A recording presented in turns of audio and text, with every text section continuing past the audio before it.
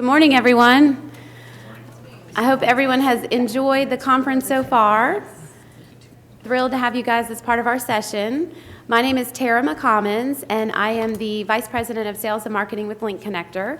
I've been in the industry for 11 years and have had the opportunity of working on the front lines with many merchants and affiliates and hearing challenges, successes, pain points, and we thought this session would be a great opportunity to share some of those trials and triumphs from many of the industry influential leaders. We have 4 right here, and I've had the pleasure of working with each of them. So allow me to introduce them. We have Sylvia.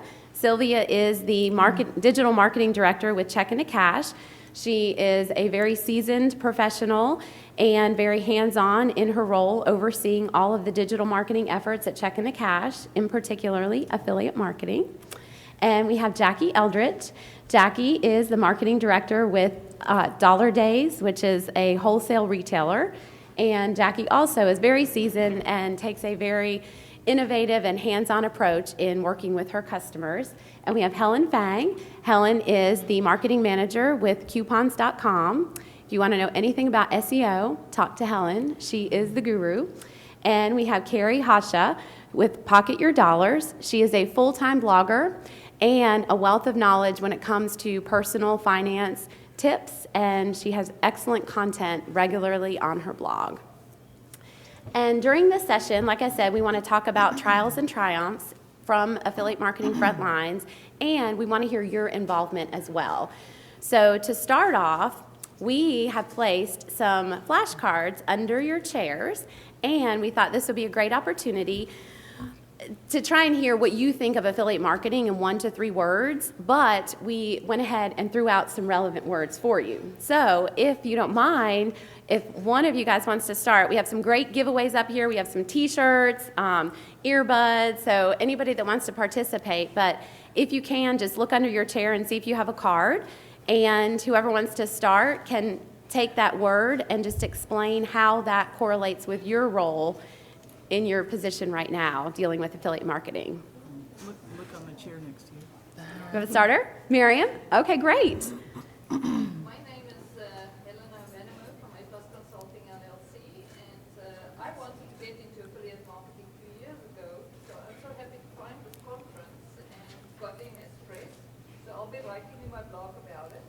Right. I actually happened to meet with Thomas Cohen on compliance, so he told me all the ins and outs about, high-risk verticals and how you should actually protect yourself. Wonderful. Great. Thank you. Let me get you a t-shirt too. And anybody else want to share their knowledge here with a keyword under your chair? Is there like a place where you don't have hearts on? I know you'll have to move up potentially, yes. Or if you want, I can give you one too. Here's one. No purchase necessary to land. How would that relate to your role in affiliate marketing? I am an affiliate manager, so I guess that works out pretty well. Great. Perfect. Great. And here, I'll give this to you. Thank you. Yeah, absolutely.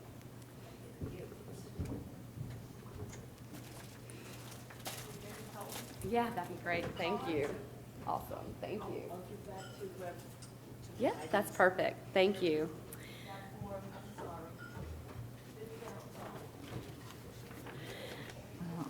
It's a cute t-shirt. Great. It's cute. I love that. It's a cute So t-shirt.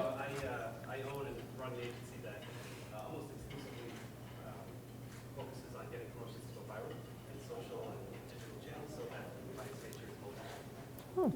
Nice. Thank you.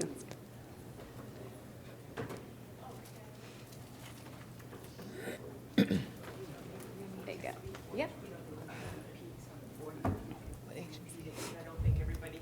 Thank you. Thank you. And we'll get started with a couple questions from our panel here as well. And don't worry, we'll be getting back to the more engagement from you guys on the keywords. So just to start off with, I thought, Sylvia, we can start with you, but just overall, there's so many needs coming from affiliates in your case. So if you can maybe speak to what some of the affiliates are asking for and how you may be aligning your marketing strategy with their expectations. Well, good morning, everyone. And I want to say not necessarily what the affiliates are asking for, but what I know that my affiliates need. I'm constantly talking with the team in order to identify ways to make our program more attractive from a payout perspective. And I want to be sure that I have happy affiliates. And what is it that our affiliates want to do? They want to increase their earning potential. So it's my job to understand the different verticals and the different channels that they represent and mentor them on the seasonalities, roadmap, and challenges that are in the industry. So for example, if I have an affiliate that is promoting me as a service and a financial vertical, I want to be sure that they understand when is the most efficient time of the year to promote my product and service. So it is very important for them to know financial needs are going to be top of mind from a consumer standpoint after the holiday, during tax season, and back to school. So they would know I'm going to promote heavily checking the cash during that time, and then I'm going to balance with retailers or with services like 1-800-Flowers for the rest of the year. You know, you have those services that you know they're going to have high traction or a lot of very good consumer need during Valentine's and during Mother's Day. So we want to be sure that we're giving them that upper hand when it comes to planning their earnings through the year, allocating resources, and planning out what they understand is going to be the forecast for the commissions. So I want to be sure that we're giving them what they need and is that money in their pocket. Great, great. Yes, seasonality is definitely a very valuable piece of information for affiliates for sure. Thank you. Jackie, your perspective? I guess I'll say what Sylvia said, because that's pretty much true with what our business is. And just to give you a real quick background on DollarDays.com, is we're the largest online wholesaler in the country, and we work almost exclusively with B2B. So our business model is a little bit different. Consumers will come to our site and they'll kind of freak out because it's not that happy consumer site where they go in and get free shipping and everything's sold by the piece. We sell by the case. We have hefty shipping costs.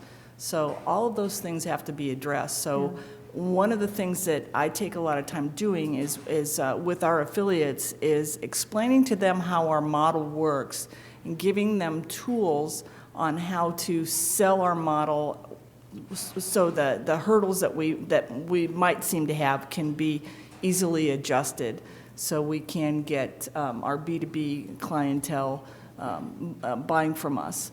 And again, what Sylvia was talking about, it's always a wonderful thing to have a one-on-one communication with your affiliates. I just can't think anything is better.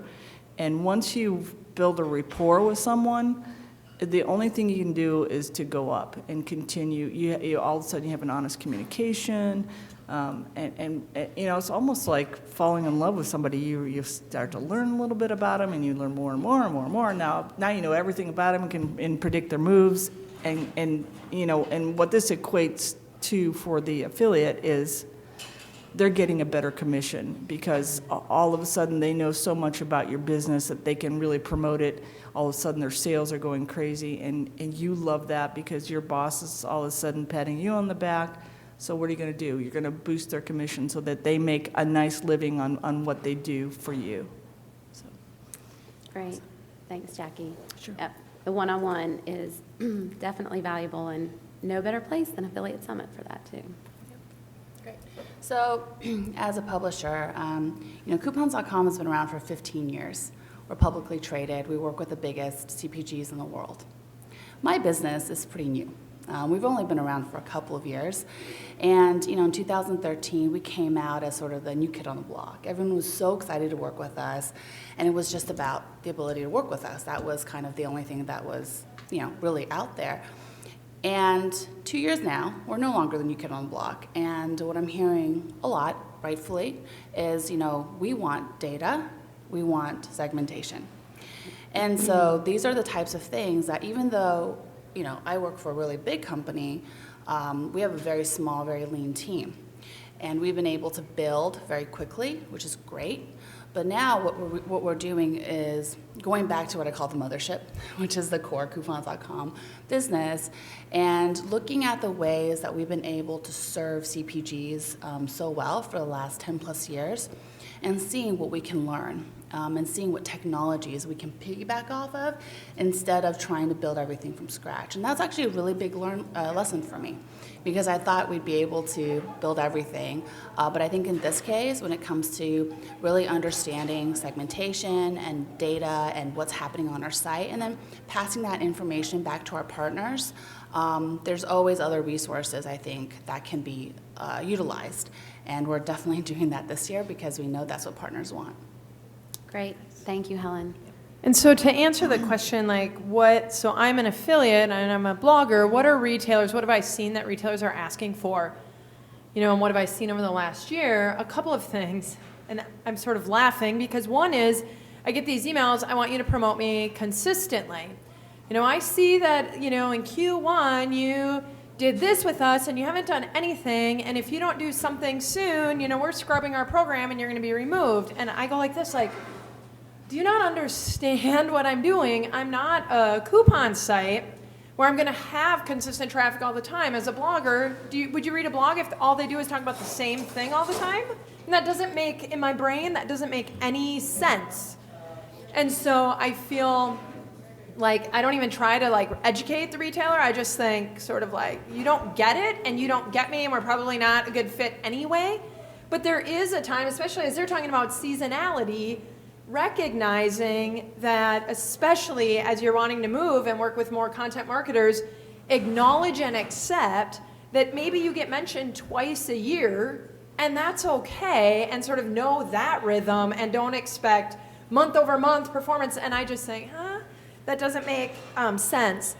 And then I have, I don't know that I've seen this. I've started to do more of this as I've been talking to retailers, really acknowledging the value that I bring in from first-time customers. So especially if you're a smaller brand that's not known, I have used that as leverage to negotiate higher rates or placement fee or whatever the case may be by saying, what is the difference to you between a first-time customer and an ongoing customer? And if I'm introducing this brand to people who would not be coming otherwise, and then now you're going to capture them and be able to remarket to them, I should have added value to that.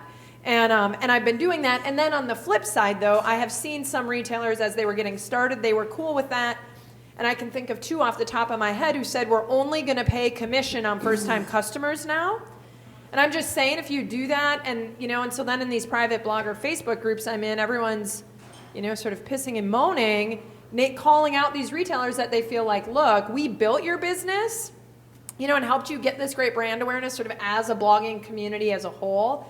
And then now you're sort of turning your back on us. And I just want to caution you retailers, you certainly don't want to bite the hand that feeds you, because once you've sort of burnt those bridges, they're burnt.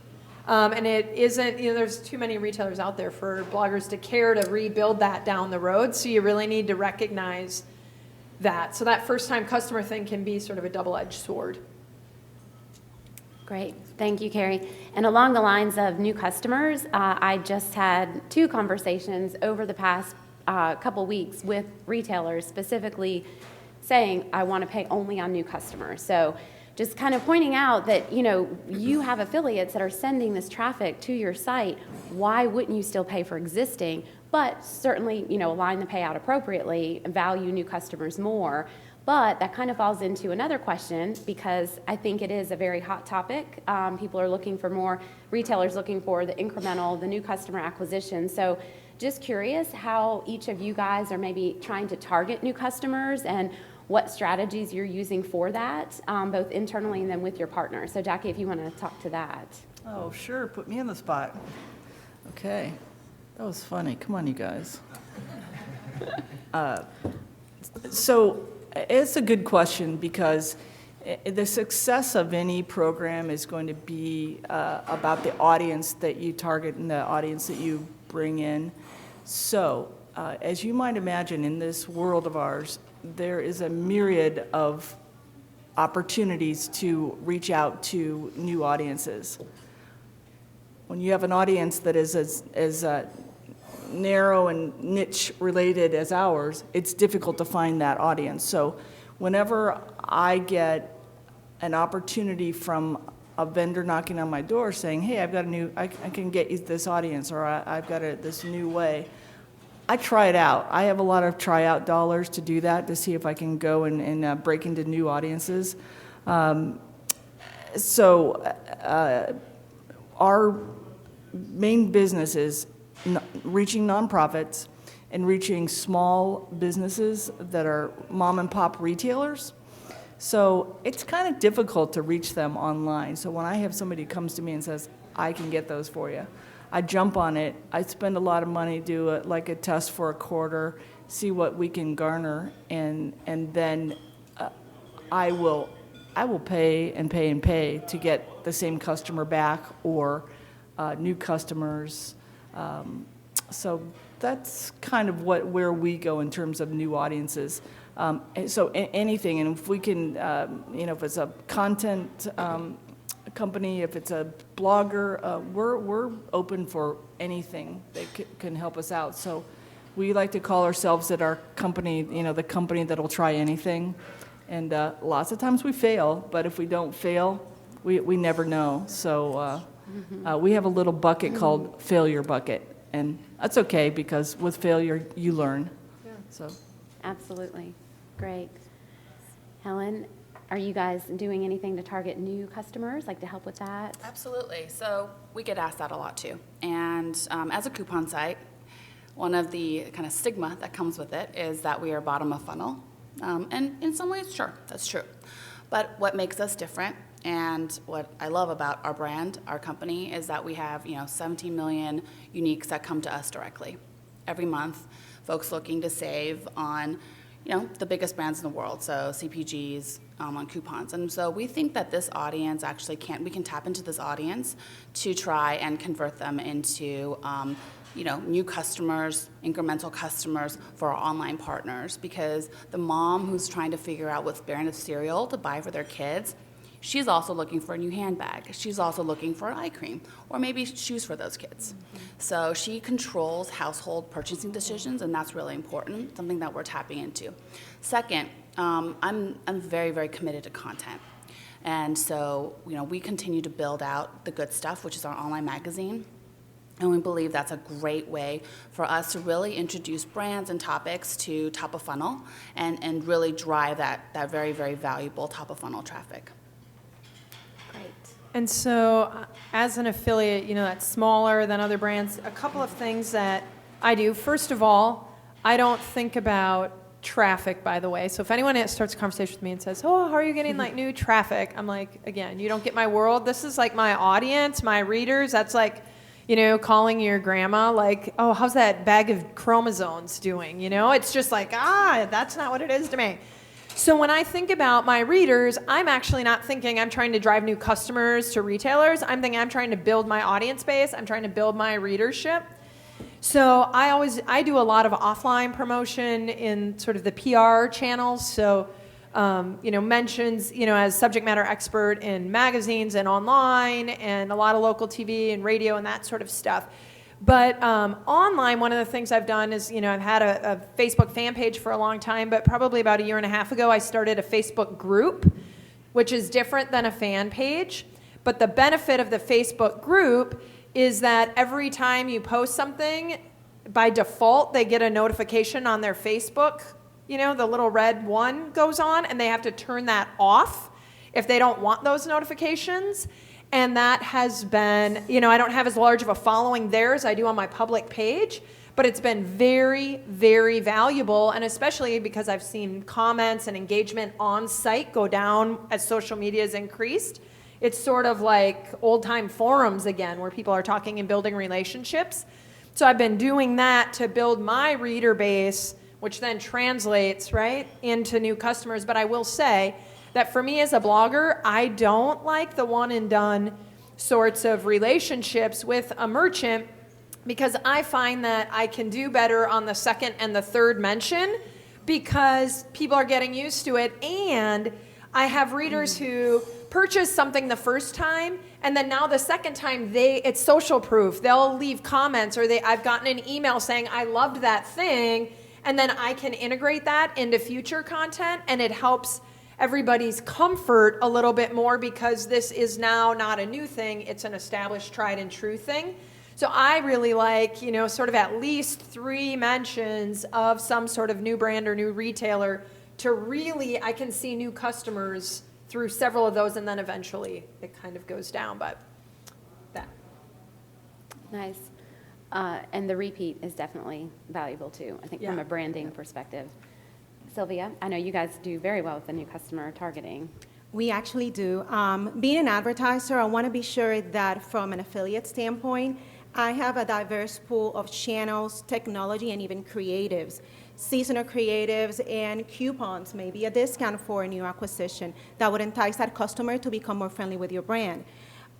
When we're talking about how to help an affiliate engage with a new customer, we try to just put the new customer hat on and identify what would be the process of a new customer to engage with your brand. So what is the first thing that you do is you search for that product, service, or brand.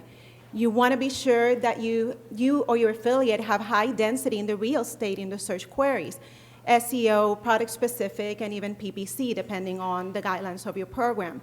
When they visit your website, key points, again, friction, is your website HTTPS? You want to be sure that your customer feels comfortable within the experience that they're going to have in your website. How long have you been in business? Your copyright information within your website. Nowadays, customers are really tech savvy, so you want to be sure that your brand is clean, clear, that there are reviews, that you have partners like Carrie that are posting and engaging in reviews for your website. Those are the first thing that a new customer would be looking for in order to engage with your brand. So we want to be sure that we walk through that process, our affiliates, and that they exercise there so they identify what is the white space and how they can take advantage of that new customer acquisition process. Great. Any questions from the group on anything discussed so far? No? Change. We know this industry has tons of change, constantly evolving. It's actually one of the things that I personally really love. You really do learn something new every day. And with the change, we all have to adjust our strategies, adjust our focus. And I thought this would be a good opportunity to hear your perspectives on what you perceive as one of the biggest changes that has come across your plate in the past 12 months and how you guys have been adjusting to that. And we can start, Helen. Okay, great.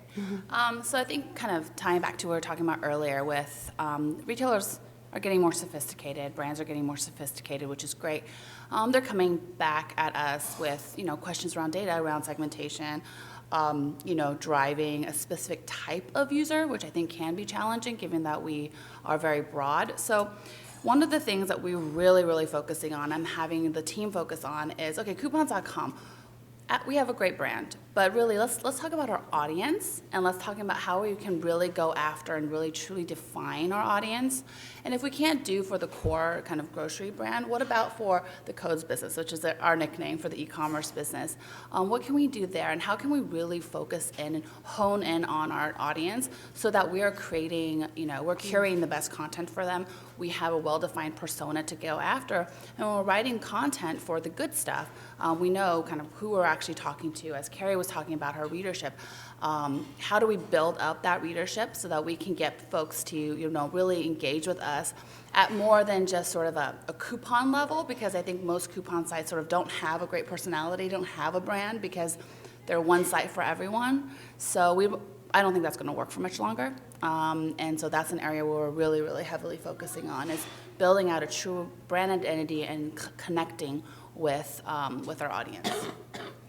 One of the changes I've seen has been positive, and it's been sort of finally, I think, on the merchant side and the affiliate space, really saying, okay, bloggers are here to stay, and we have to figure out ways to work with them. I was on my first panel in 2010 in Vegas in January 2010 talking about affiliate marketing and blogging, And it was like just glazed over, like, I don't get why you're talking about this. And so then now it's like, okay, 5.5 years later, I'm finally seeing that merchants have an understanding a little bit. And I've thought part of this is terminology.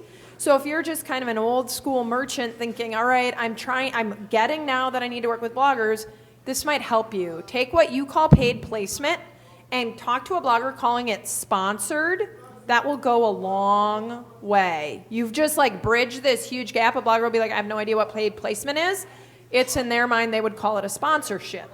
So if you can just do that little thing and begin to say, you pay to play in all kinds of sites, but now you're paying to play in different ones and having to recognize there's this PR value and brand awareness, top of funnel type of value that isn't just last click. And I will say that ties in then the other change is sort of more conversation about attribution and giving bloggers appropriate credit for the brand awareness, for the first click, not the last click, that kind of stuff. And I've been grateful to see technology advancing and to just finally be able to have that conversation, because a few years ago, that wasn't even on the table. Great. Thank you, Carrie. Sylvia? Well, I think, and I guess some of us might agree, that the Google algorithm in April was a big change in the industry. And even though checking to cash was not negatively impacted by the change, we were ahead of the game, we have seen some indirect impact due to some affiliates that were not necessarily having the website compliant or mobile friendly. So I have some figures that might be surprising to some of you. I have had affiliates that have decreased their year-over-year traffic from a search standpoint from 9.5 million visits to 128,000. I have another affiliate, and I'm talking, these were top affiliates within the program. We have another affiliate that their monthly visits were around 17 million. Right now, they're bringing half of their visits to the website. So even though from a timing perspective, we could map this back to the Google algorithm, there could be some additional issues or additional marketing channels or tactics that we can help them improve. So one of the things that my team and the network, they work together very well into identifying ways to look into when affiliates decrease their performance and see how we can help them better target our service and better target our audience so they can increase their earning potential, even though they're seeing such an impact and such a huge decrease in traffic. We have had very good stories. That's why I just don't want you guys to think that the mobile get 'em really messed up affiliate marketing. The same two examples that we just saw about negative impact, I've had great success stories. I have an affiliate that had monthly traffic of 8 million. Right now it's bringing 12 million visits to its website. And another affiliate from 800,000 to 2.6. So it's just taking advantage and pampering your website and making sure that you're top of game. Nice. Some powerful stats. Jackie? Thanks, Sylvia. And I'll piggyback a little bit on what Sylvia said, because I think one of the things about change in the affiliate space as an advertiser is I can't really affect change too much, but what I think I end up doing most of the time is trying to anticipate it. So with our mothership, Google, we always have to be on the lookout for the next algorithm that's going to either, jump up and we didn't really know about it, or bless their heart, they told us about it this time.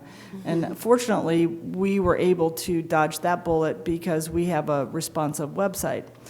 But what about change inside of my affiliate realm with all the different affiliates? So I know that you all have, if you're an advertiser, you have that probably hundreds, if not thousands of affiliates out there selling your products.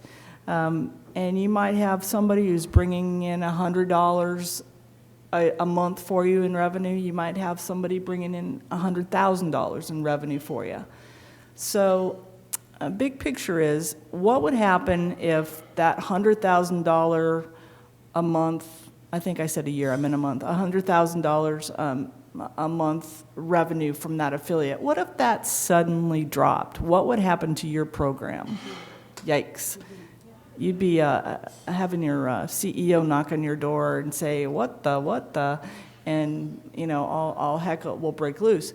So what I'm saying in terms of anticipating change is I don't ever want that to happen where I lose somebody really big and I don't have somebody to replace them. So the thought is, all those smaller affiliates that you have that are bringing you incremental revenue every month, take care of them, kiss them, get more of them.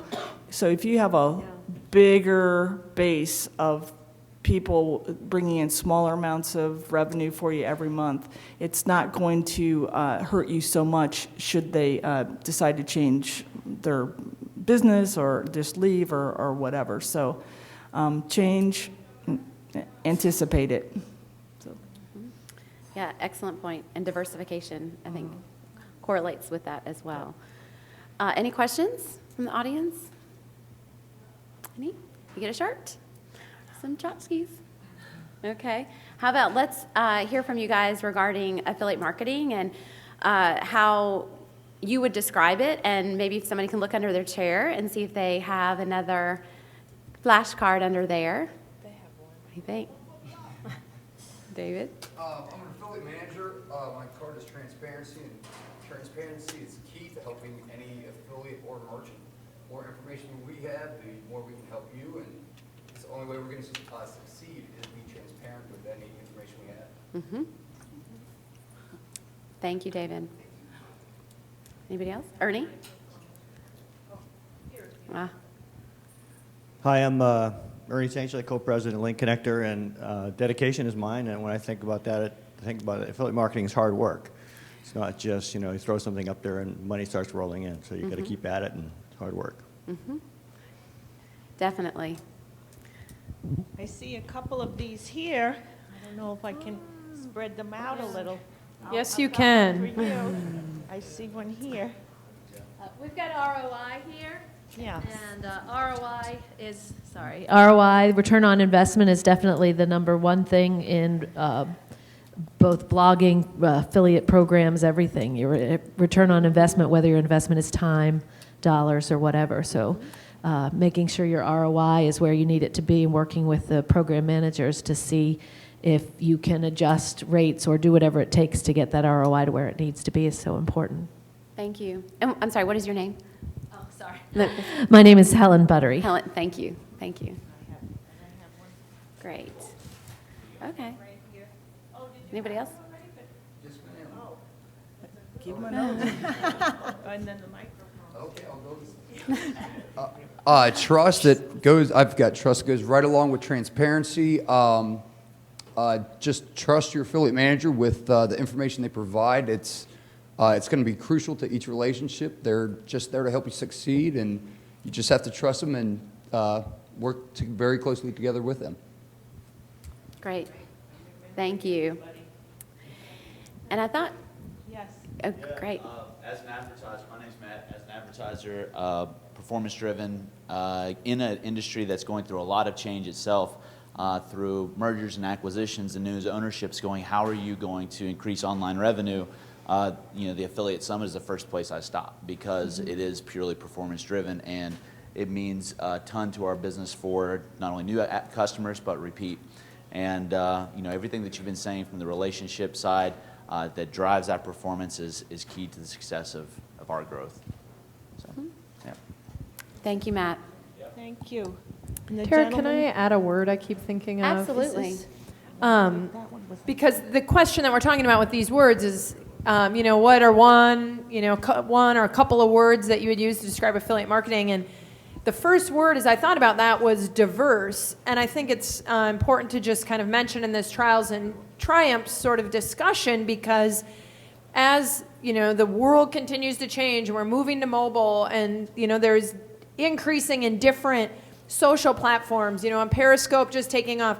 I think it's important, particularly for those of us who have been around a while. Sometimes it's like, I just want to park or camp, or like, this is how we do it, to recognize that affiliate marketing is a concept, and the applications are very diverse, and those that are going to continue to win, and continue to succeed and not sink are the ones who are going to embrace the diversity and be open to, I never thought about doing it that way, and maintaining the ethical, moral compass, yet looking for the new applications of it as the world is evolving. And I think that is one of the things I like about here is, I can see that and recognize not everyone's doing what I'm doing, and that's cool, and it sparks me and my thinking to move forward. I think that in order to get there, you need to have very clear communication, because if, let's say you're writing a blog and you're representing my brand, I want to be sure that you know specifically what are the segments of my customer, what my customer is looking for, what are the struggles that they have day to day, so then you can better identify that customer while you're writing and talk to them. One of the things that I actually have noticed that has changed in the affiliate landscape lately is the fact that I don't see that transparency and that communication as I saw it a few years ago. My job, and I actually do like to mentor my affiliates, I think that what David was saying, transparency is very important. The more that my network and my affiliates know about my brand, my client cycle, my seasonalities, my segmentation, the more versed that you guys are to represent my brand properly in a compliant manner, in an efficient way, and then it goes back to your pocket. So I agree 100%. However, I noticed in the industry that communication, that transparency, for some reason, it's harder to get. Mm-hmm. Okay. And to the diverse standpoint, there are so many diverse elements with affiliate marketing, and what I love about the industry is that everybody is very willing to share their knowledge.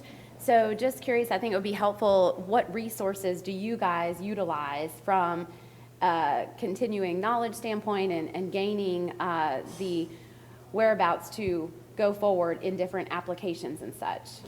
So Helen, if you want to start with that. So my 3 words, 'cause I've been thinking about this for a long time. Okay. I just want to tell her. And it kind of ties into what you guys are talking about, is holistic marketing hustle. Mm-hmm. I want to brand that. No. And here's why. I think affiliate marketing, it's marketing, okay? The best affiliate marketers in the world are really, really good at a lot of different channels. And they know how to hustle. I want to hire affiliate marketers because I know these guys can come in and be creative and think creatively about how to drive performance. Mm-hmm. So I think that's those are my 3 words. I think I think really accurately defines affiliate or affiliate marketing. I think going back to technologies and tools. So our background, SEO is really important for this business. It's not the only thing, definitely growing other channels, so we're not relying only on SEO, but there's a couple tools that I'm sort of obsessed with lately. I love BuzzSumo, not Zumo, where you can tap into what's trending along social media and figure out how to tap into those types of keywords for whatever content that you want to produce. And I think it's actually fairly accurate too. I really love Moz. Moz has started out as kind of like an SEO website, SEO content site, but they've built a suite of tools I think are actually pretty good. And they have this newsletter, Top 10 newsletter. It's a marketing newsletter, and we're inundated with stuff, right, all day long. So I'm very, very particular about where I spend my time in reading marketing content, and theirs is amazing. It's really, really well curated. Along the curation line, I also love Smart Briefs. You can sign up for different verticals. And again, it's kind of the wake up in the morning, hop on Twitter, check my Smart Brief and see what's trending, what's going on. It may not be 100% relevant, but, I was reading something about, Nordstrom's expansion into, they're investing hundreds of millions of dollars this year into expanding their in-store online. Okay, so you're able to then take that kind of information, and next call I have with the Nordstrom, it's, hey, how are you guys doing with that? And retailers are really surprised that you really are focusing not on just how much commission are you going to give me, but really how the business is doing. And so those are some things that, those are some tools that I read pretty much every week, every day, every month. Great, thank you. And Helen, how do you spell that? Sumo, BuzzSumo? Yeah, it's Buzz like a bee, and then Sumo like a sumo wrestler. Okay. Great. So BuzzSumo was going to be the tool that I talked about, but then Helen took the tool that I was going to talk about. So anyway, I'll still say, yes to what she said about BuzzSumo, but remember I said I'm about building an audience and readership, because if people like me as a person and the brand that I am, then they'll trust my recommendations and convert when I talk to them about an affiliate offer. So you also have the ability in BuzzSumo to easily see who is sharing your content. And that's really helpful because in Google Analytics, you can see, wow, I have some people who are like these loyalists who are coming a lot. And this lets you kind of go, oh, this is who those people are. And if they're people who love you and you write a blog and then you email them, and especially like I learned this from the, what's his name, the Zappos guy. He would answer some of his emails from his phone with the footer like sent from my phone, so people really, really know, like for real, that's him that I'm talking to. So I will email people from my phone, because seriously, people are like, oh my gosh, Carrie just emailed me. Because if they read your blog, they think that you're amazing, and it's like call their family around to be like, look, I just got an email. And they're excited about that, but then that, you know what I mean, that builds their loyalty to me, which allows me to build a business because they're following what I say and will engage with what I talk about online. So I use BuzzSumo that way for content ideas, but also from that engagement perspective. Great. Sylvia, how about you? In the insurance, I was going to say in the financial space is very similar than the insurance one. And we're heavily regulated, and we want to be sure that not only our affiliates are following compliance because of the fact that we have guidelines, but we want to protect our affiliates into not complying to something that is a regulatory federal request from either a state or product specific. So I have tools that I incorporate in my strategy overall, but also specifically for the affiliate channels. So I have a tool that we utilize in order to review and understand affiliates or companies that are actually using our brand for bidding in the search engines. So we actually are constantly reviewing, verifying who's taking advantage of our brand equity, and then working with the network to be sure that those affiliates or outside companies are compliant. And then also, we are venturing aggressively into the email space with affiliates, so we want to be sure that our affiliates are compliant. So we have a tool that scrubs the email list just to be sure that we follow, and our affiliates follow CAN-SPAM requirements. So one for compliance purposes to be sure that our brand is protected, and the other one making sure that the message is out there, but following the guidelines and requirements from CAN-SPAM Act. Great. Thank you, Sylvia. Jackie? I'm not going to tell you exactly what I read every day or who my heroes are in the affiliate space. I'll tell you a couple of them, but I wanted to tell you how I take in information. I think that might be more helpful. First of all, do we have any newbies here? Okay, we have a couple, so I'll do a newbie intro too. But let me just tell you that at work they call me the nugget lady, because I believe in nuggets. I believe that I have probably 10 or 15 different resources that I read every day. I don't read it all thoroughly, but I browse them. I look for nuggets. I take those nuggets. I chew on them and see if I can use them and move forward. But I will admit it. I'm an information junkie. But I read things like Helen was talking about the smart briefs. Those are wonderful. I've been reading Marketing Sherpa since I was 12. Let's see. Fast Company has always been a favorite of mine. And these might not be absolute affiliate marketing venues, or resources, but you can derive an awful lot of marketing out of them that is very applicable to the affiliate advertising space. But for those who are just getting started, there's someone who I looked at when I first got started in affiliate marketing, and it's ianfernando.com. It's ianfernando.com. There's a lot of how-tos, and you get a lot of questions answered, and also There's some courses that you can take if you want to brush up on your affiliate marketing. And then johnchow.com, I like him. He also has some training available as well. But what I like about him is he talks about the user experience on your website and how important that is in terms of a conversion with affiliate marketing. So find what you like, bookmark it and read it every day, and check it out, and that'll bring you up to speed and eventually become comfortable and the guru of affiliate marketing. Great. Excellent takeaways. Any Can questions? I just say one thing in terms of reading multiple sites? I hadn't thought this, but I'll just share because I saw that there were some newbies, and maybe you do this or maybe you don't. But I used to use Google Reader as like an aggregator for blogs, and then that went away. And so now I'm using Feedly. And if you're not, because Jackie, you were saying you bookmark all these sites, and I was like, instead of bookmarking, I just put them in Feedly, and then I just go and I can read the headlines or read, sort of the excerpts or whatever I want. But it's it's like a content aggregator for the content that you want, and then it will also make recommendations based on what you put in. Like, these are other similar sites, and so, right, you know how it is on the internet. You get like rabbit trailed on all that stuff. So if you're looking for something to do so you feel productive one day, but you're trying to sort of kill time both, not that, you know what I'm saying, but you can go and do that and put some stuff in there. It makes it easy to read, 6 or 8 different blogs at a glance. All right. Nice. Very helpful. Any questions? No? Okay.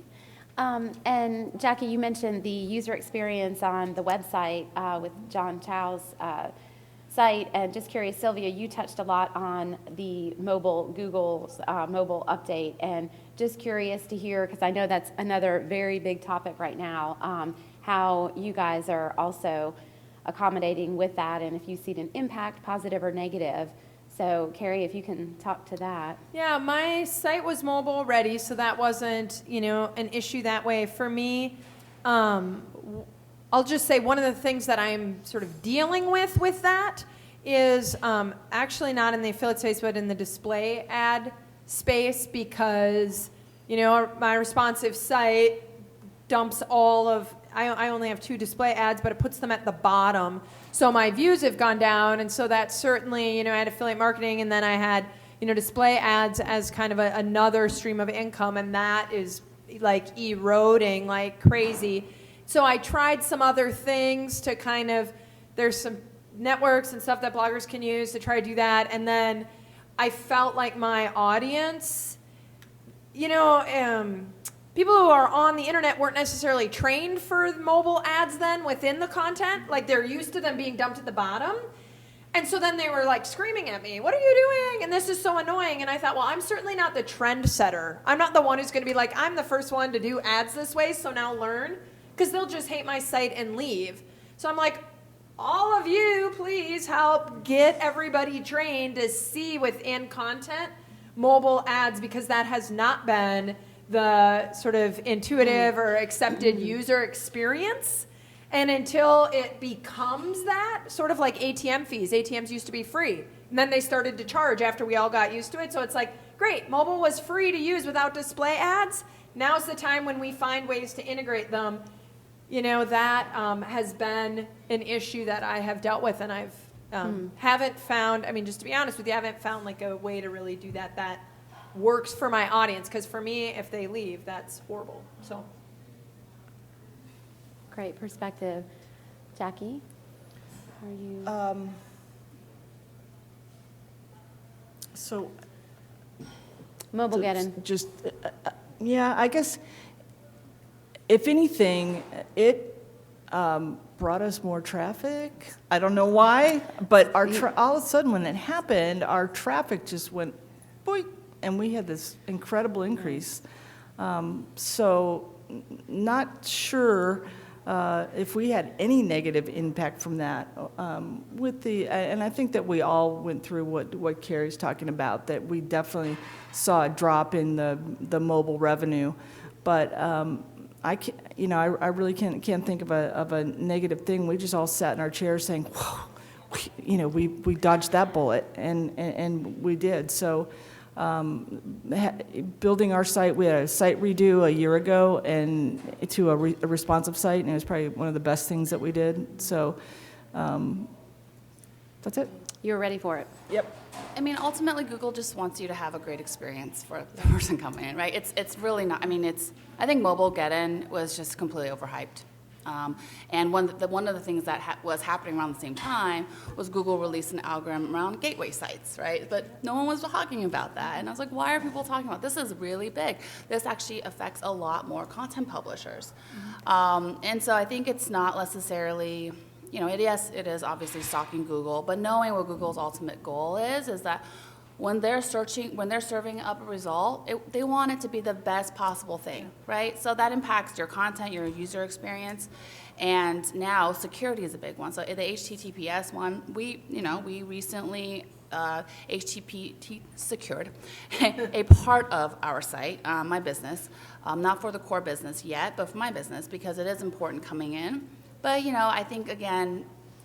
I think we all tend to get really into like these frenzies about, oh my gosh, we have to do all these things. But if you just focus on creating really good content and making sure that content is viewable through all devices and it's relevant, it's interesting, it's helpful, I think you'll be fine. I really do. And I'm someone who is obsessed with SEO, and I use every single tool imaginable. But I think, and I'm in a very, very saturated and competitive space. But ultimately, sometimes I even have to take a step back and go, you know what, it's not about Panda coming out. I hope they actually renew Penguin again. It's not about that. It's really just focusing on your site and your content and seeing, what you can provide to really to give that user, that person landing, picking you, giving them something that they can really walk away with and think, okay, coupons.com, you did right by me today. That's awesome. So. Great. And Sylvia, did you have anything else that you wanted to add to that? I know you spoke a lot to how you guys were impacted more from your affiliate standpoint, but. Well, we were ahead of the game, like I mentioned. The same situation that Jackie had, we have double digits in increasing sessions, decrease in bounce rate. We're 14% year over year within the transactions that are generated from the SEO channel. I agree with Helen. I think that right now what Google did is that Google forced 2015 to be the year of mobile. I think that a lot of companies were behind in allowing the customer to have a transparent and a good experience through any of the mobile devices, and Google said stop. If you're going to have a website out, let's be sure that you are making it friendlier to the user through all the mobile devices, because one of the things that we're seeing is that how is it that everyone is visiting the websites right now through a mobile device? It's about right here, right now, instead of sitting in your office or sitting in your home with a PC. So the things have changed, the user have changed, and I think Google said, stop. Get up to speed, and if you don't do it, I'm going to force you indirectly. And Google launched, I'm really excited about this, but Google launched something pretty recently called Micro Moments. Please check it out. It's really just how they're thinking about the world and about how to impact kind of consumers at each step of the way in their path to purchase. Gila back there is also obsessed with it. I passed this article around to my team, and it makes so much sense. And it's really just about how consumers are thinking, which is really what Google's trying to tap into, and it's really simple, no technical jargon. If you read about it, think about it, and just think about how to apply these micro moments to your business, to your site. I guarantee there'll be payoffs. Yeah, it's amazing. So Great. Thank you, Helen. That's great. Any questions for the panelists? No? We have a lot of goodies here, some giveaways. No? Okay. Now back to just words that you would use to describe affiliate marketing. Sylvia, if you want to talk to that as far as some words that you would use to describe it. It's funny that you say that because I have a quote that I think describes partnership. I think affiliate marketing is a true partnership within the three levels: the advertiser, the network, and the affiliate that brings it all together. And for those of you that have attended our panels in the past, I always like to just bring a few quotes of experts in the field. So this one is from Steve Jobs. And he said, "My model of business is the Beatles. There were 4 guys who kept each other kind of negative tendencies in check. They balanced each other, and the total was greater than the sum of the parts. That is how I see business. Great things in business are never done by one person. They're always done by a team of people. And I think that is the definition of affiliate marketing, going hand in hand with that partnership word. I love it. Love it. Jackie, did you want to share some thoughts on that? Oh, just, that's great. I love that quote. Yeah, it's awesome. Who could beat that? But I'll just say that I have similar thoughts, but I think affiliate marketing is much like dating. You know, if you really like somebody and you really want to do some excellent dating, you are always on your best behavior and you do the right things and hug them and love them and do all those great things and to get the outcome that you want. And I think affiliate marketing is much, much like that. Great. Yep. Wonderful. Yes, that'd be great. Relationships, right?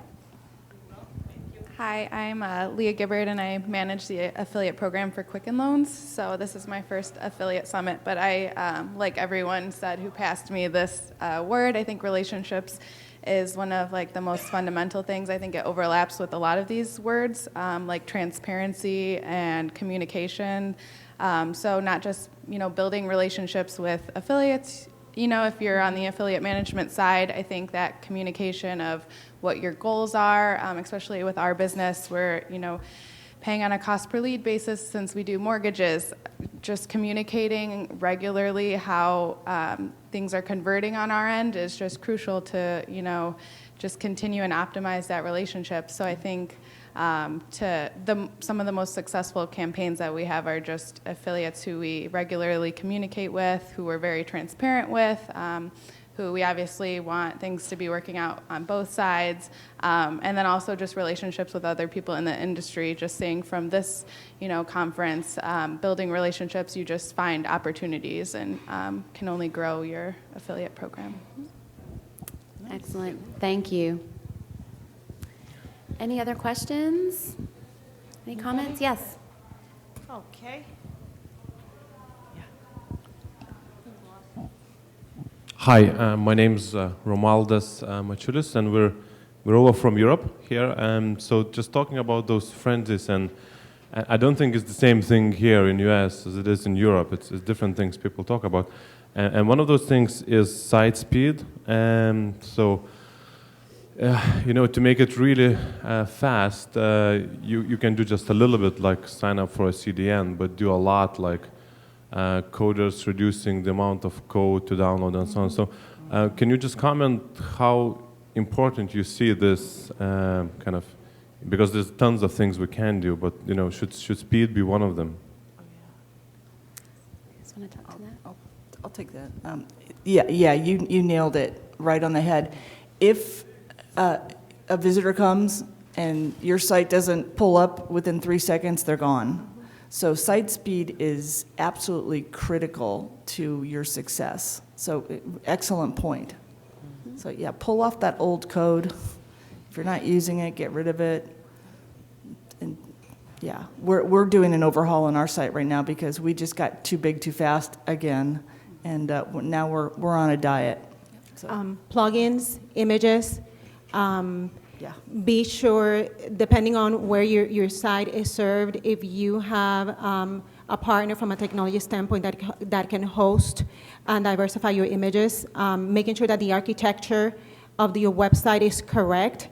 That would allow when the site renders to render correctly instead of waiting for certain elements down on the code. So lean code, light images, and if by any chance your site is image heavy, be sure there's a few tools outside, and we can talk offline, that you could use to host images outside and then have that upload time leaner and faster. Specifically now that we're having a complete mobile world, the friction on a mobile device is crucial. Yeah.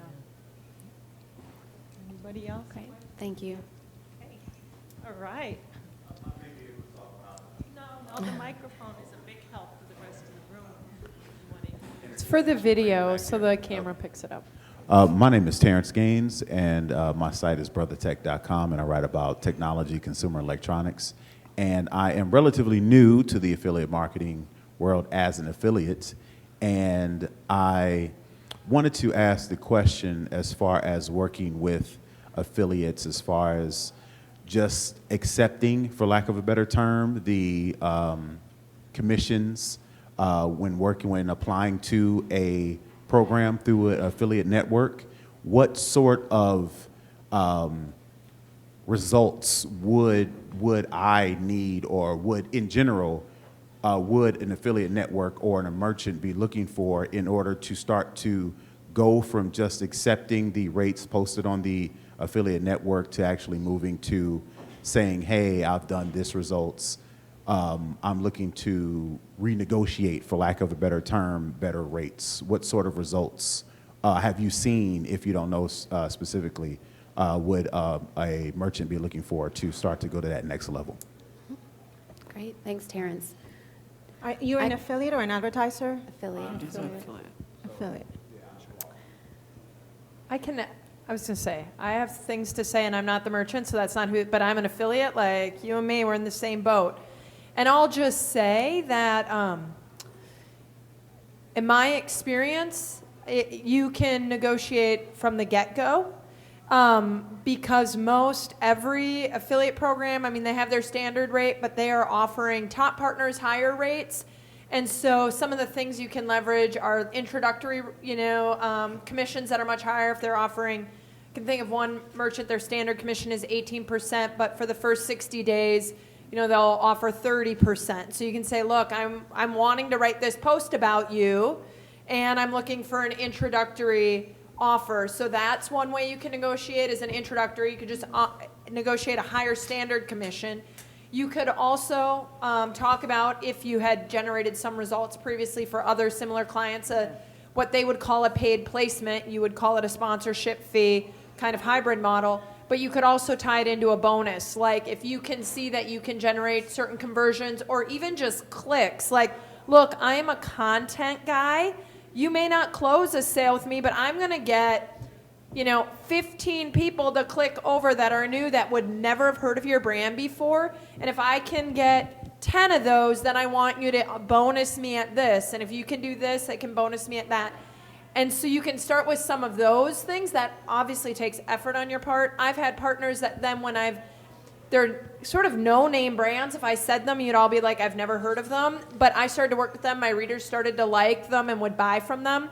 Then I went and during peak seasons would negotiate, like if I sold this much gross, I want this kind of bonus, this much gross, you know what I mean? And we set up tiered bonus structures.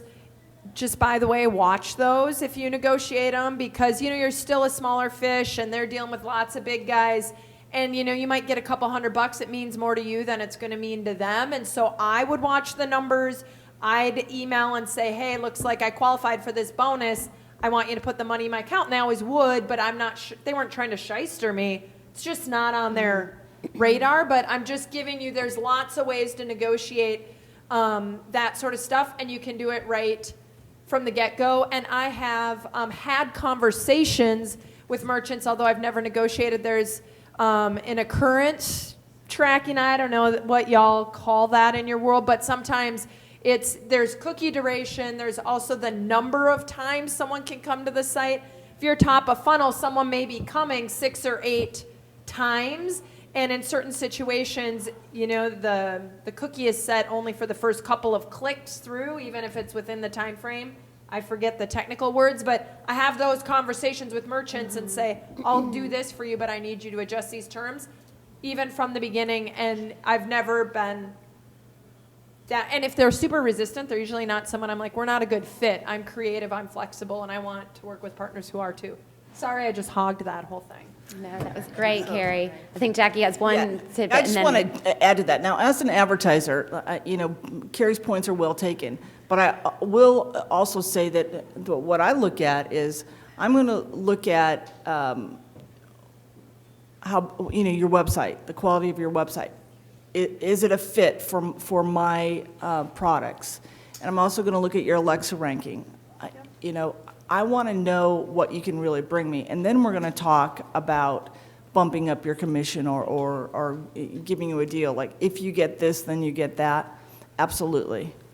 So, make sense?